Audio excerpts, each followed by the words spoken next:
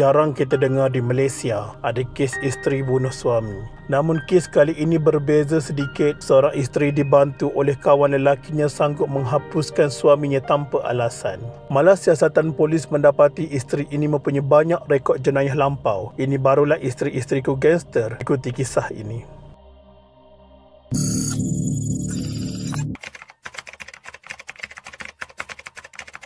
Pada 15 Julai 2022, seorang lelaki ditemukan meninggal dunia di kediaman keluarga. Dipercayai dipukul isterinya di tingkat 3, blok 14 flat Nipah di Taman Daya, Johor Bahru. Ketua Polis Daerah Johor Bahru Selatan, Asisten Komisioner Raut Selamat berkata, mangsa Lim Ming Hau 44 tahun ditemukan dalam keadaan terbaring.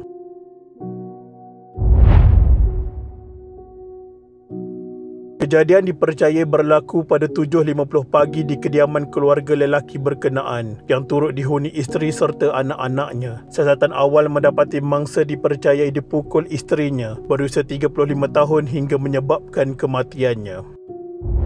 Anak mangsa yang berada di rumah berkenaan adalah saksi utama kejadian itu. Polis masih menyiasat motif kejadian termasuk sama ada suspek menggunakan senjata dalam kejadian ini. Isteri mangsa ditahan bagi membantu siasatan dan polis turut memohon perintah reman terhadapnya. Sementara itu, jiran mangsa yang hanya dikenali sebagai Seri 25 tahun berkata, sejak 2 bulan lalu dia kerap mendengar bunyi bising dari kediaman mangsa. Bagaimanapun, dia kurang pasti sama ada keluarga berkenaan berdepan masalah tertentu. Mungkin mereka berselisih faham hingga terdengar bunyi seperti pintu dihempas dengan kuat, kerusi diheret dan sebagainya. Namun dia tidak sangka ia berakhir dengan tragedi. Difahamkan pasangan itu memiliki 2 anak berusia 2 dan 11 tahun.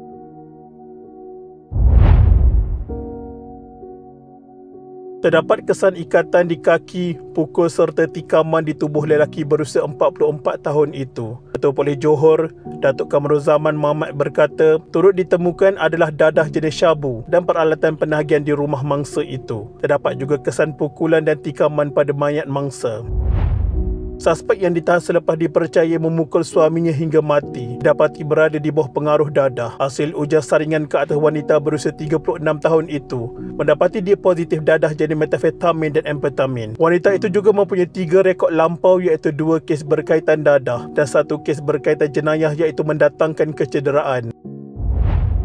Hasil siasatan mendapati motif pembunuhan adalah pergaduhan suami isteri. Ditambah pula dipercayai wanita itu berada di bawah pengaruh dadah yang menyebabkan dia hilang pertimbangan. Selain itu, pihak polis sedang mengesan seorang lelaki dipercayai terbabit dalam kes ini untuk membantu siasatan. Kes ini disiasat mengikut Seksyen 302 Kanun Keseksaan yang memperuntukkan hukuman mati jika sabit kesalahan.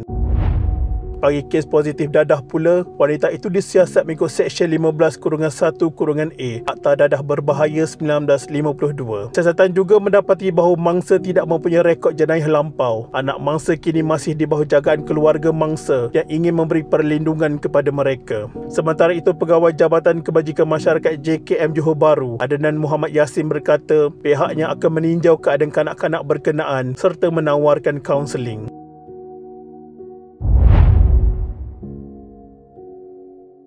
Suspek wanita ini ditahan reman 7 hari sehingga 22 Julai 2022. Perintah reman itu dikeluarkan penolong kanan pendaftar Mahkamah Magistrate Johor Bahru, Maladi Wong Zimun pada 16 Julai 2022. Wanita itu yang memakai t-shirt putih dan seluar lokap tiba di mahkamah pada 8.45 pagi.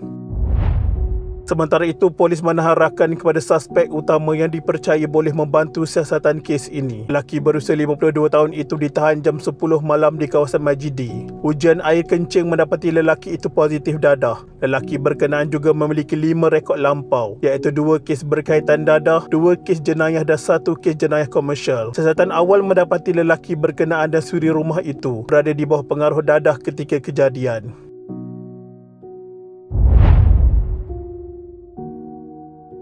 Pada 25 Julai 2022, suspek wanita dihadapkan ke Mahkamah Magistrate atas tuduhan membunuh suaminya. Bertuduh Margaret Law 36 tahun didakwa melakukan pembunuhan terbabit bersama rakan lelakinya Fahmi Fad 53 tahun. Kedua-duanya mengaku memahami pertuduhan yang dikenakan terhadap mereka. Sejurus ia dikemukakan di hadapan Magistrate Normadiana Muhammad tetapi tiada sebarang pengakuan direkodkan.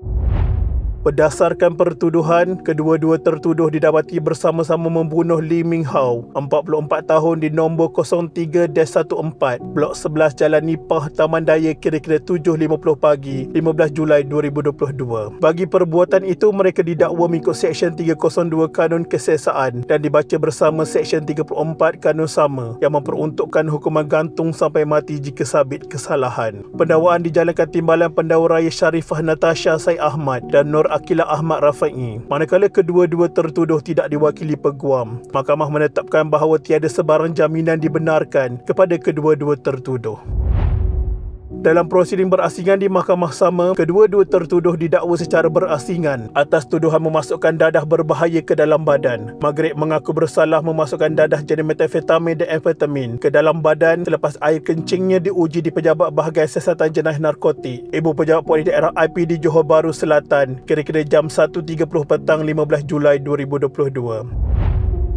Mifat yang juga seorang buruh pula turut mengaku bersalah melakukan perkara sama, memasukkan metafetamin ke dalam badan di tempat sama, kira-kira 12.1 tengah hari 16 Julai 2022. Mereka didakwa mengikut Seksyen 15-1-A Akta Dadah Berbahaya 1952 yang membawa hukuman denda sehingga RM5,000 atau penjara maksimum 2 tahun jika sabit kesalahan. Sebelum hukuman dijatuhkan, Margaret yang juga ibu kepada 2 orang anak sambil menangis memohon hukuman ringan kerana tidak mampu membayar denda. Mifat juga merayu hukuman denda yang ringan kerana dia merupakan bapa tunggal kepada seorang anak. Sharifah Natasha bagaimanapun memohon satu hukuman setimpal buat kedua-dua tertuduh sebagai pengajaran buat mereka. Mahkamah kemudian menjatuhkan hukuman denda RM1,700 atau 6 bulan penjara ke atas setiap tertuduh. Mereka berdua turut diperintahkan menjalani pengawasan Agensi Antidadah Kebangsaan AADK selama 2 tahun. Kes ini masih di dalam perbicaraan. Nampaknya banyak benda disorokkan berkaitan jenayah ini yang tidak dinyatakan oleh pihak berkuasa. Malah ianya nampak seperti ada sesuatu yang tidak kena. Ditambah pula apa kaitan kawan lelaki suspek dengan pembunuhan suami mangsa. Segalanya nampak bercelaru dan kurang meyakinkan. Sekian, terima kasih.